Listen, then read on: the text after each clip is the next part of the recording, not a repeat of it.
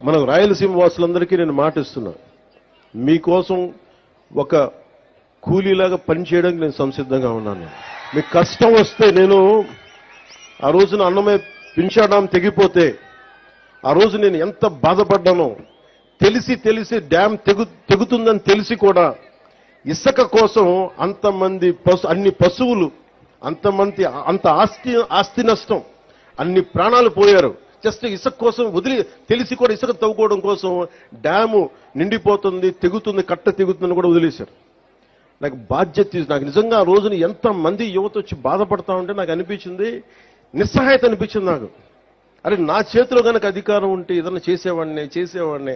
నేనైతే ఒక పార్టీ నాయకుడిగా మాట్లాడగలను, వేదన పడగలను, పోరాటం చేయగలను, కానీ చేతిలో శక్తి లేదే అని నిజంగా ఆ రోజు నేను భగవంతుని ప్రార్థిస్తే ఆ ప్రార్థనే మీ వల్ల ఈరోజు నేను డిప్యూటీ సీఎంగా మీ ముందు నుంచున్నాను. ఈరోజు ఏదో నాకు